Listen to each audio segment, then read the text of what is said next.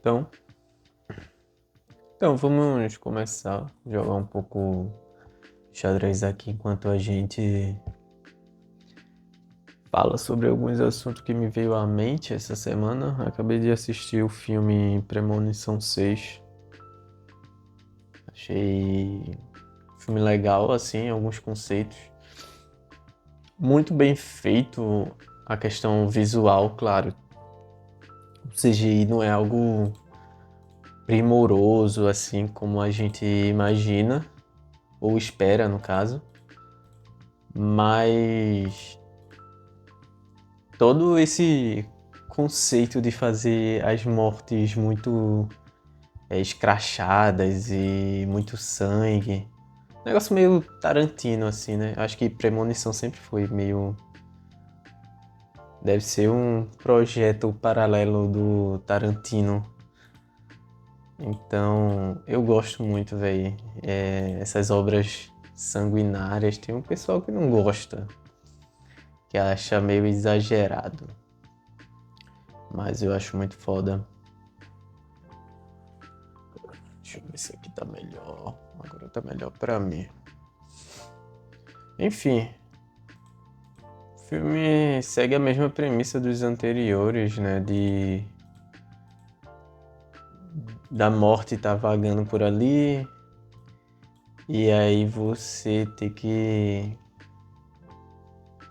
Como fica as pessoas sabendo que a morte está próxima delas, sabe?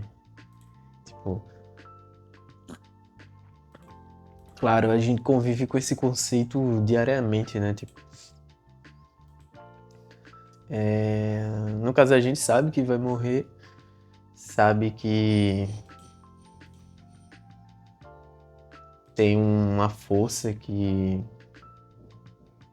trabalha em direção a isso, digamos assim. Mas, mas a ficção, né, o filme, ele traz isso para algo concreto, sabe? Tipo, não concreto, mas transforma em... Sabe, é igual a democracia. A gente... É algo meio grego, né, se pensar a arte em si, porque, por exemplo, as ideias que a gente tem é sempre é sempre como se fosse uma identidade, tipo, a democracia, a morte. A gente sempre fala das ideias das coisas como se fosse uma entidade, sabe? Essa é a minha premissa. E, as artes, no caso, né? A ficção, ela coloca muitas vezes coloca essas ideias da gente abstrata, né? Essas entidades, essas coisas que a gente transforma em entidades, em algo concreto, sabe?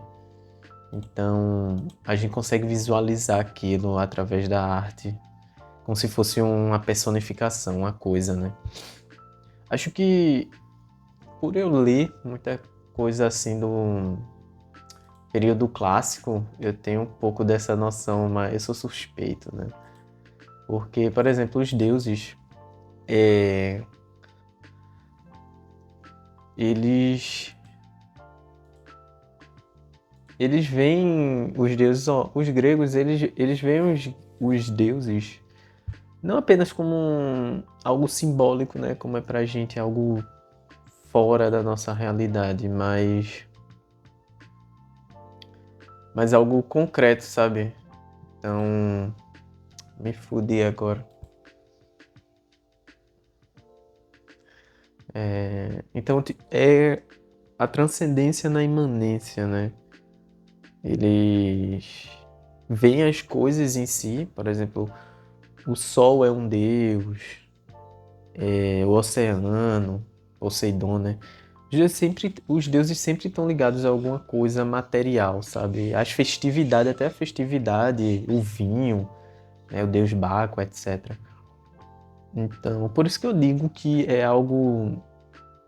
A arte, assim, a ficção, ela é meio... um negócio meio clássico, assim, porque ela transforma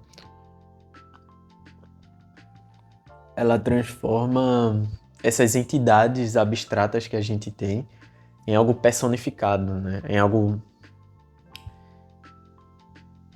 personificado, digamos assim. Então é muito interessante. No caso Premonição 6, a morte ela não aparece como uma pessoa, né? Uma figura, mas ela mostra ela como essa entidade abstrata, digamos assim, mas ela agindo, sabe? Você meio que percebe, tipo, né?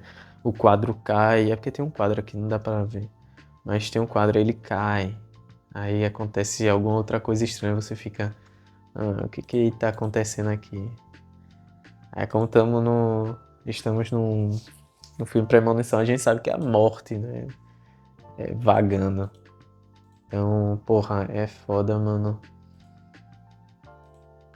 Assim, como eu falei, eu sou suspeito, né? Tipo, eu gosto muito de cinema, mas também gosto o cinema sério, mas eu gosto desse cinema meio entretenimento, digamos assim.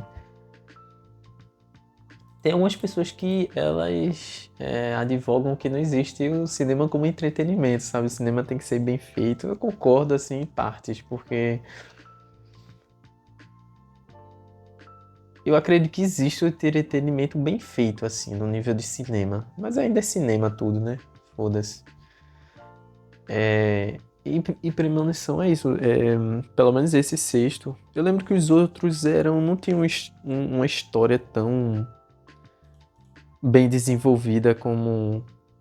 Não, não é que essa história é bem desenvolvida, mas ele tem alguma coisa ali. Eles tentam elaborar algum um pouco mais complexo, sabe? Tipo, não quer dizer que eles atingiram isso, mas tá muito melhor que muitos filmes que se propõem a ser algo sério e que chegaram até a ganhar Oscar, na minha opinião, e são chatos ou, sabe, negócio meio. Não é bem feito, né? Meio artificial, digamos assim, seguindo uma fórmula e tal. Mas enfim, é... mas eu gostei mais do Premonição 6. Eu acho que 3 pontos, que é, primeiro, a forma, a fórmula, né, não sei, tipo, taritanesca, sabe, um negócio meio Tarantino, assim, sanguinário, violento, escrachado, e o uso do CGI para compor essas cenas fica muito, muito divertido, sabe? Tipo, eu gosto quando uso o CGI assim, sabe? Para compor coisas criativas ou que são de entretenimento, assim, que ficaria muito foda, sabe? Imagine, sei lá, você vê um piano esmagando a cabeça de um cara, tipo, porra, não é o que dá pra fazer na prática, assim, tão bem feito. E o CGI, ele consegue suprir isso. Então é legal pra caralho, assim. Eu gosto quando eu uso o CGI assim. Mesmo que, né, mesmo que não vá ficar um negócio, um CGI tão bem feito, mas ele acrescenta muito, assim, no entretenimento, sabe, do negócio. Então, acho que é válido. Aqui tá foda, mano. Então, então tem esse ponto, né, da sanguinolência, digamos assim, do sanguinário ali do filme, ser algo escrachado, assim, né, a violência. Mas, ao mesmo tempo, é porque Premonição, ele é o terror que eu gosto muito. É o terror que... Ele não é um terror tão... que se propõe a ser tão sério, sabe? Tem uma morte violenta, tem as coisas, mas, tipo, você não leva tão a sério, sabe? Tipo, é uma premissa mais divertida do que algo que você tá com medo do que aconteça. Você só fica esperando ali, caralho, como vai ser essa morte? Como vai ser esse negócio aqui? Então, tipo... É divertido, sabe? É menos um negócio, como eu posso dizer? É menos um terror psicológico ou um horror, e mais sim algo de entretenimento, né? É foda. Ah, caramba, pior que eu tô sem tempo aqui, velho. É foda. Então, acho que esse ponto assim do entretenimento também é muito bom, sabe? Muito bem feito. Tentar trazer o cavalo pra cá. E o filme não é feito de qualquer jeito, sabe? Tem uma. O início, eu acho que o início pega muito bem. Por mais que não seja tão verossímil assim. Algumas pessoas terem sobrevivido, ou a lógica que eles usam de tal pessoa não morreu por causa disso. Aí vai lá e acontece a morte com a pessoa. E você, peraí, mas eles estabeleceram que essa pessoa não poderia, entre aspas, morrer, né? Claro, a pessoa vai morrer, mas tipo, não que a morte estivesse perseguindo ele.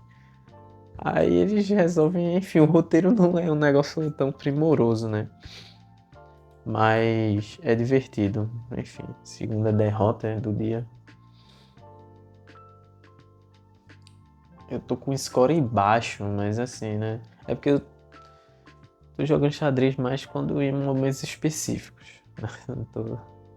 Eu já cheguei a 1000 mais ou menos assim nesse Blitz, mas agora eu desencanei assim, só jogo de qualquer forma assim, sem prestar atenção, então vai ser assim, né, agora.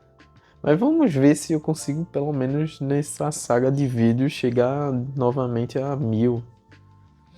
Porque assim, o 1000 daqui do Blitz, né, na velocidade assim, nessa velocidade bem mais rápida, né? Você fica muito mais preparado para jogar o de 10 minutos, o clássico, sabe? Eu sinto isso. Tanto que eu jogava muito o clássico também, eu já passei de 1000, se eu não me engano, assim. Mas quando eu fui jogar no Blitz, eu perdia muito fácil, sabe? Até menos que isso. Então tá ajudando a aprimorar. Mas voltando ao ponto, acho que o terceiro ponto assim que eu colocaria, que vale a pena assistir, é que esse filme, né, ele não é uma sequência só por fazer, sabe? Que os caras, vou fazer aqui pra ganhar dinheiro. Eu acho que teve um esforço assim, não tão, porra, não é um filme pra ganhar Oscar, mas eu acho que, pô, conseguiram fazer um negócio legal, sabe? Uma saga já, sei lá, no sexto, então eu acho que com sucesso, provavelmente porque eu vi a nota no IMDb, tá boa. Então provavelmente eles vão fazer o sétimo, eu acho. Então pra quem assistiu Premonição quando era criança ou mais jovem, eu recomendo esse. Eu acho que tá bem feito. E até pra quem não curte terror como eu, mas gosta de um negócio, mas ainda assim curte cinema, gosta de ou até de um cinema mais de entretenimento, etc. Tá muito bom também. E quem gosta desse lado mais imprevisível, tem algumas mortes imprevisíveis, né? Aí, ó, já me lasquei aqui, ó. Porra, bicho. Enfim, vou ver se tem alguma coisa aqui. Tá vendo? Eu só vou jogando aqui, acabou-se. Olha só, cara. Se ele comer aqui já era.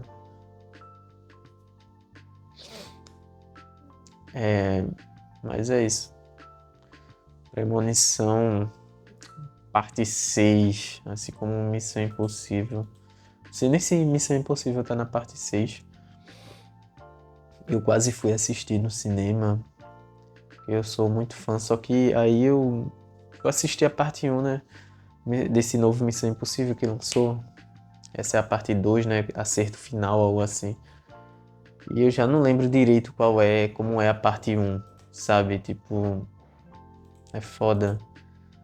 Porque, apesar de serem diferentes, eu fico confundindo, tipo, não sei se foi a parte 1 ou se eu assisti o Missão Impossível.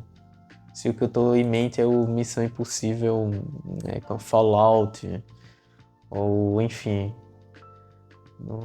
Porque, porra, é parecido, é muito parecido, né? É muito bem feito, mas também é tantos que você fica meio perdido em qual você está, né? Olha só. Aqui tá tendo uma obra. Eu moro num kitnet e tá tendo uma obra, então tá meio, tá meio tenso aqui de gravar. Mas vamos seguindo, que daqui a pouco para. Vamos seguindo. Eu vou deixar. Eita, tomei no cu agora. Caralho. Poderia ter vindo pra cá. Se ele for da paz, ele nem come minha rainha. Não é da paz também. É. Eu acho que aqui eu já perdi. Mas eu costumo ir até o final, velho. Foda-se. Se eu pelo menos não ganhar, não. Eita, caralho, eu quase que perdi. O cara poderia ter comido aqui. Se eu não ganhar no tempo. Quer dizer, eu posso até ganhar no tempo, né? Talvez. Eu vou até o final porque às vezes eu consigo ganhar no tempo, então. É isso. Tentar ver se.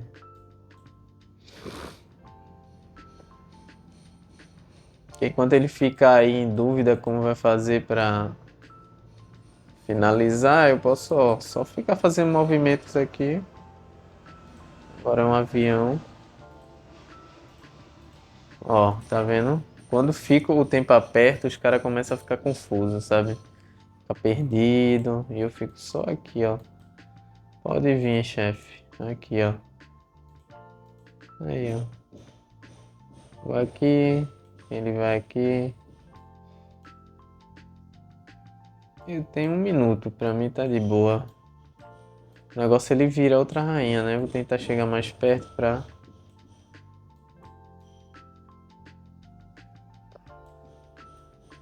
Porra, virou rainha, fodeu.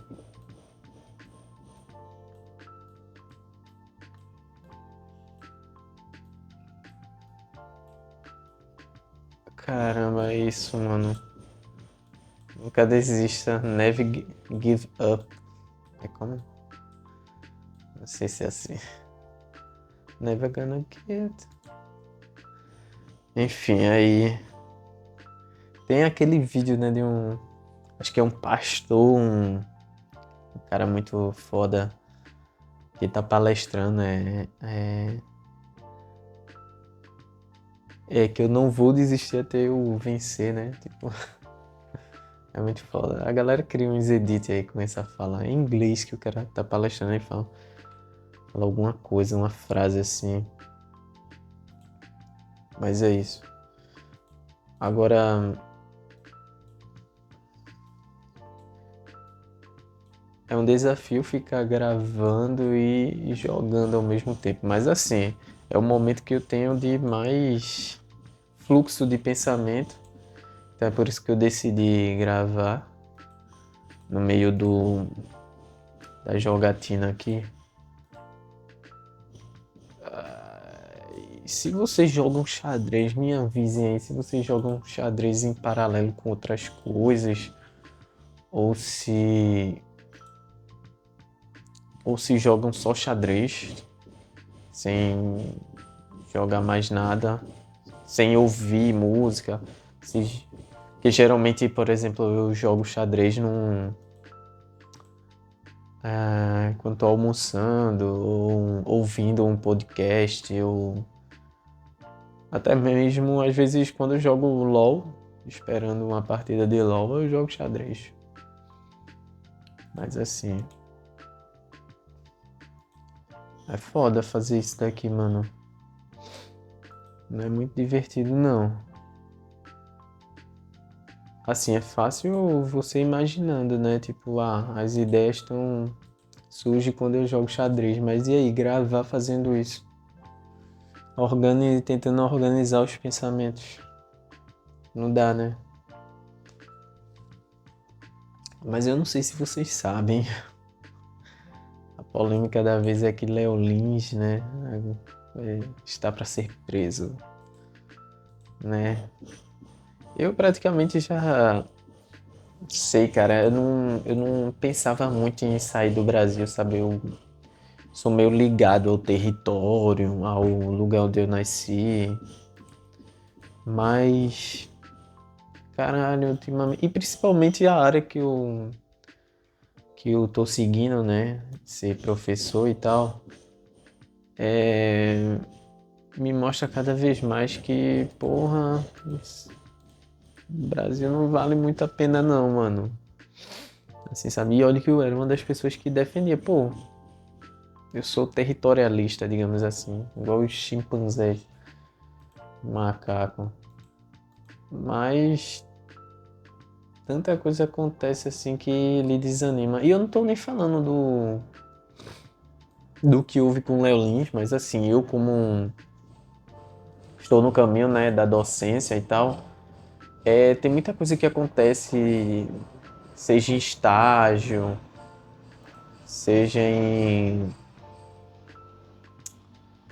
como eu posso dizer, em vivências acadêmicas que eu fico, caramba, mano, fazer isso no Brasil vai ser complicado, sabe? É pra quem ama mesmo, mano, é foda. Eu vejo a galera fala, né, que professor ganha. É porque tem a galera que defende o professor ganhar mais. Tem a galera que acha que muito professor é, sei lá, vagabundo, etc. Não sei. Eu não sei, nunca vi ninguém comentar isso, né? Mas dependendo, né, do discurso, deve ter algum. Não que eu esteja chorando aqui dizendo que professor não é, com certeza tem um monte. Mas a questão não é essa, é que tipo, só o fato de você ser professor no Brasil, mano, já é foda, velho. Tipo, não é nem que tipo, seja seja uma questão de valor assim, tipo, ser professor disso é algo muito difícil e precisa ganhar mais. Mas o contexto que você exerce aquilo é desafiador, né? Como dizem. Então, então, esse é um dos motivos uma das coisas que me faz pensar, sabe, essas vivências da docência e tal, no Brasil, exclusiva assim, que me faz querer não permanecer no Brasil, sabe? Como eu falei, né, tipo, eu sempre fui uma pessoa que, apesar das mazelas, eu gosto do local onde eu nasci, acho bonito, é meio que o interior, sabe? Mas Mas assim, quando eu vejo o ambiente escolar, o que se tornou assim, velho, é um negócio, sabe, parece que não tem ordem, não tem organização, que as crianças,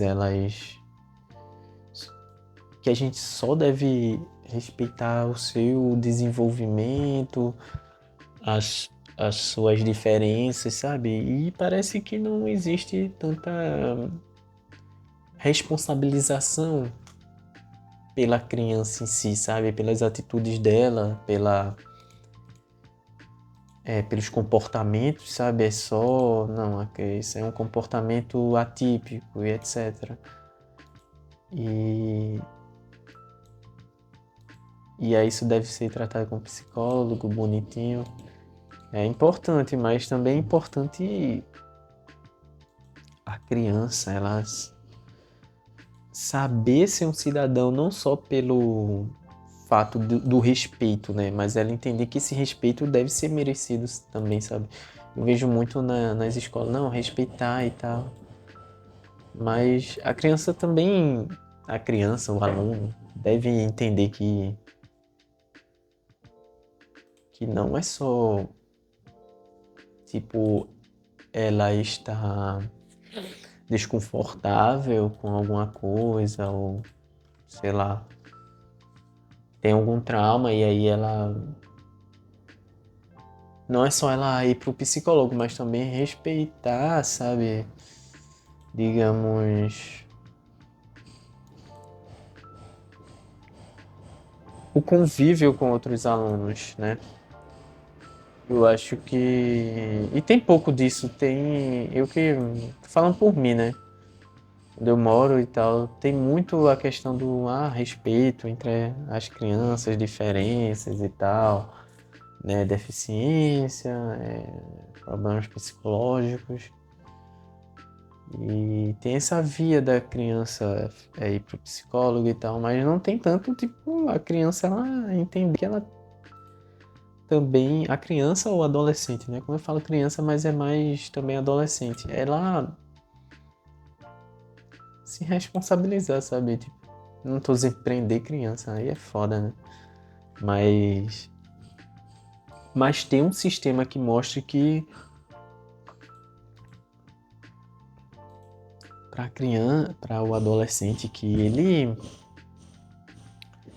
suas ações têm uma consequência a longo prazo que só que aí esse sistema, digamos, né, ele tem que ser algo efetivo ou de valor para poder a criança verificar isso ou o adolescente.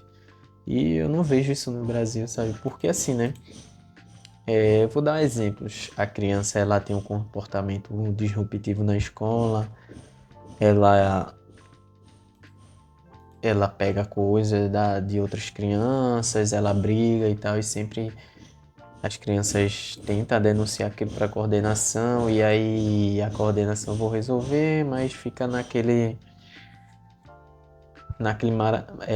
malabarismo e não resolve nada, sabe? Porque tem receio de a criança ser afetada com alguma correção, alguma coisa assim. Então sempre não, só respeitem, se respeitem, mas não trabalhe esse respeito através do merecimento das consequências e tal, dos atos bons e ruins. Então as crianças, por exemplo, que estão agindo de acordo, né, com as coisas boas, sendo corretas, tipo, elas se veem prejudicadas. E aí, como eu falo, né, o exemplo externo também não dá muita força para a criança disruptiva agir diferente, porque, sei lá, tem vagabundo na política, em qualquer porra, então, tipo, ela vê que essas pessoas também não se dão mal, e elas veem que elas não estão se dando mal, só tem repreensão, então, né, pra quê, né? Pra que mudar, né?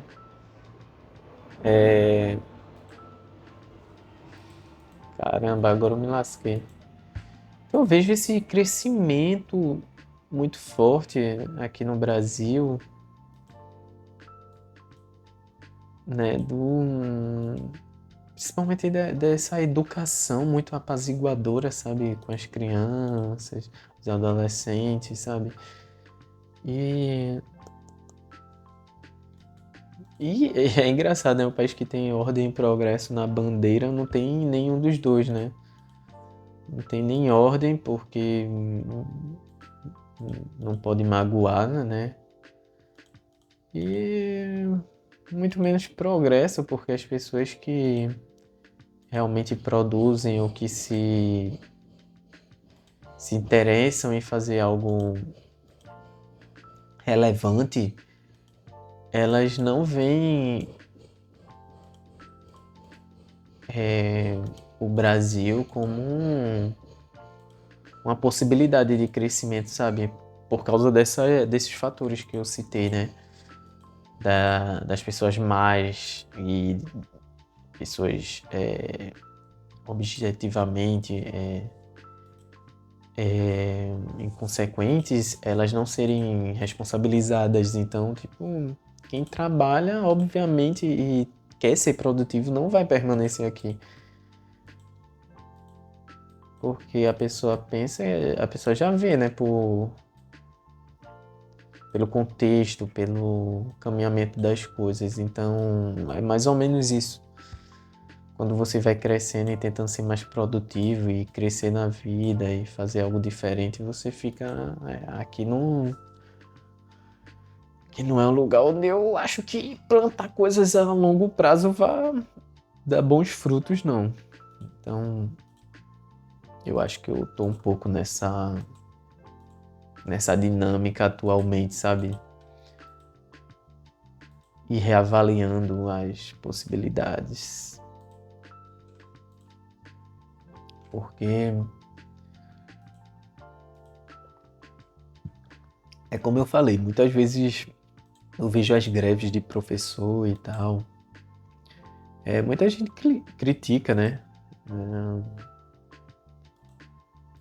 Mas eu sou a favor e muito. Caralho, esse cara aqui tá fogo, mano. Muito em consequência disso, sabe? Caramba, velho. Nossa. Não tanto do professor brasileiro ele ser o melhor do mundo, né? Mas de ele ter que lidar com essas desventuras, digamos assim.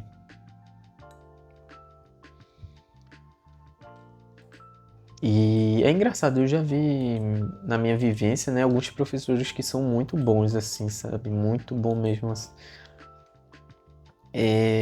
Porque eu presto apoio também a pessoas com deficiência e, assim, tem professores que são muito engajados, eles tentam fazer, não só na sala normal, sabe? Com a turma normal, entre aspas, né? Com a turma comum, digamos, ele trabalha bem e tenta trabalhar da melhor forma possível o conteúdo, como também as pessoas que necessitam de uma atenção especial, né, com né, comportamentos, sei lá, como posso dizer, pessoas atípicas, né, pessoas atípicas no geral, ele tenta também dar uma atenção diferenciada, né, também a essas pessoas. Não só para as pessoas comuns, mas as pessoas também atípicas, ele tenta desenvolver coisas específicas para ela, sabe? Mas assim, por ser um professor que em muitos momentos é rígido, eu já vi ele ser um pouco punido, digamos assim, né? Não só pela... Porque a escola hoje tem muito receio, sabe? O pai, ele pode só denunciar ou entrar com algum, sei lá, algum mandado, não sei como se fala, um juridiquês, sei lá, juridiquês. Mas pode entrar com alguma ação, estava tentando pensar nessa palavra, pode entrar com alguma ação contra a escola e aí pô, tem um monte de lei que pode dar respaldo a esse pai, né? Enfim, as escolas, elas têm uma cobrança muito grande. Eu acho que poucas pessoas têm ideia disso, sabe? É, da cobrança que a escola tem em relação não só à sociedade, né, como também os pais das crianças, etc. É um negócio bizarro. Acho que em parte porque toda a esperança do desenvolvimento da sociedade, né, recai sobre a educação. Então, porque o Brasil é assim, porque a gente vota em político filha da puta, é porque a educação é ruim. Porque o Brasil não tem um desenvolvimento econômico. Porque precisa de pessoas capacitadas, educação. É tudo educação, né? A educação, ela é essa entidade mitológica, salvadora do Brasil.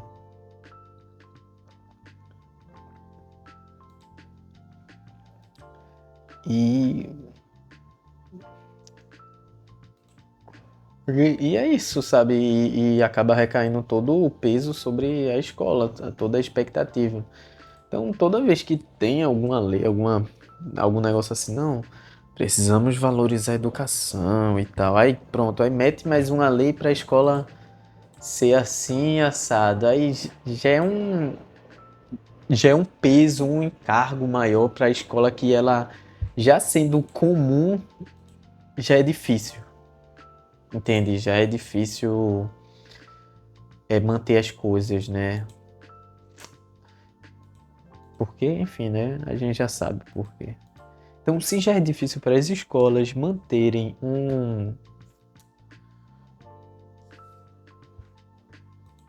uma efetiva educação real assim nos alunos, uma efetiva formação de qualidade, já é difícil normalmente, né, com suas ferramentas. Imagine quando entra mais lei dizendo para a escola ser assim, assado, que tem que modificar isso, tem que ter tem que disponibilizar isso, sabe? Essa estrutura, ter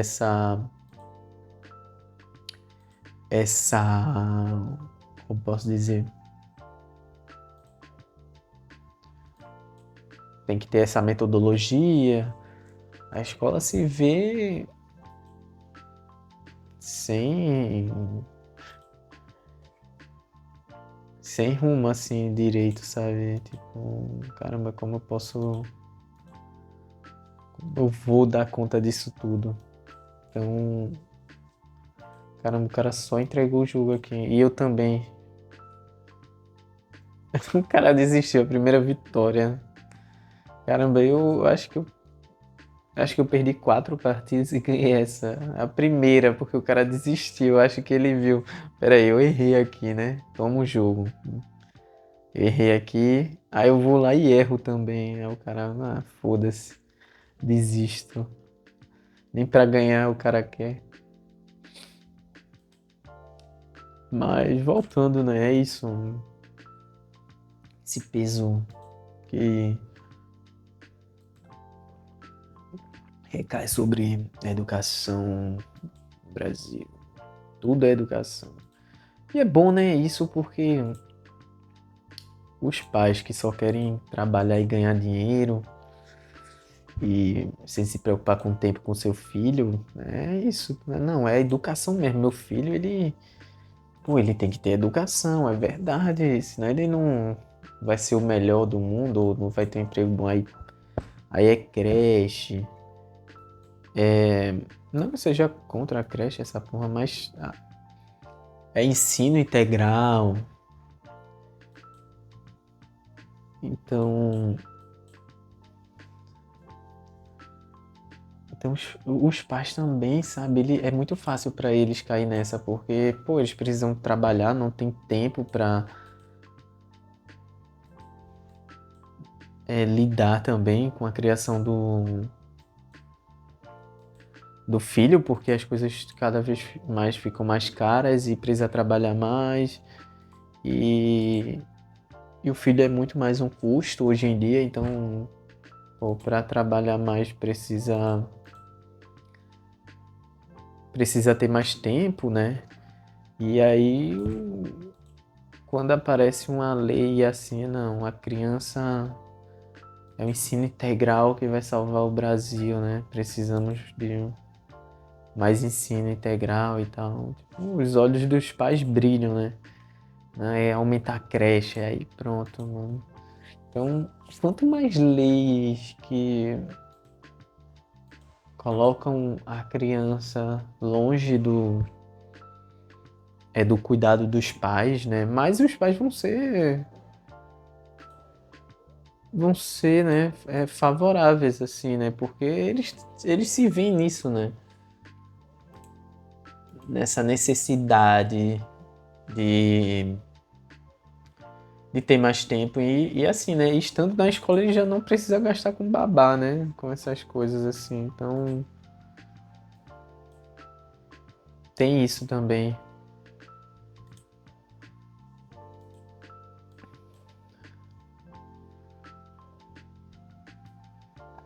Eita, poxa.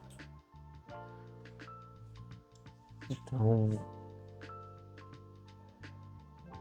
E aí as coisas vão piorando, né? A criança ela não desenvolve tão bem emocionalmente, por quê? Porque os pais estão distantes, elas não têm referências presentes em casa.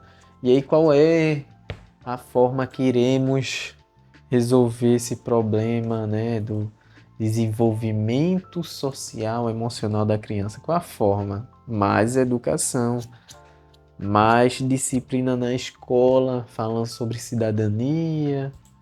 Não que seja ruim, mas tá na hora da gente acordar um pouco, mano. Mas é isso, né? E aí dá mais a abertura aos pais também, né? Como eu ia dizer anteriormente, mais cedo, é que tipo. É tantas ferramentas e coisas que a escola tem que dispor para a criança e tal, que ela fica com uma responsabilidade enorme. Então é muito fácil para o pai, quando acontecer alguma coisa errada com o filho, ou o filho cometer alguma besteira na escola, ele responsabilizar a escola, é óbvio, né? Tipo, pô, se a lei já falou que a escola tem que promover a cidadania, por que que aconteceu isso, sabe? Então é mais ou menos isso que leva a escola a estar um ambiente cada vez mais sufocante, sabe?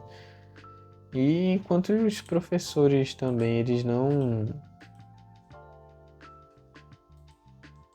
abrirem, sabe, o olho, não só professores, mas as pessoas que, né, gestores, enfim, todo mundo que pensa e planeja a educação, enquanto eles não abrirem o olho que esse discurso de não, só educação salva, só educação não sei o quê. Enquanto eles não abrirem o olho que eles que vão, né, se... Caramba. Eles que vão ser cobrados no final, isso vai continuar esse ciclo, sabe? Porque para ter tanta demanda e tanta coisa assim, o salário deveria ser algo multimilionário, né? Não só do professor, mas de gestores, coordenadores, sabe? E é justamente isso, né? Não é pela produtividade, pelo conhecimento, pelo valor. Tem a questão, é claro, né? O valor subjetivo, mas por todas essas. Não é por todas as qualidades e virtudes altas que o professor merece esse salário, mas justamente isso, toda a responsabilidade, coordenador também que recai, sabe? Socialmente falando, assim, estruturalmente. Mas é isso. Ganhei uma partida só, eu acho, ou duas. Mas vou deixar por aqui. Continuar no próximo vídeo a falar mais um pouco, talvez sobre isso ou outro assunto. Mas é isso. Muito obrigado e até a próxima.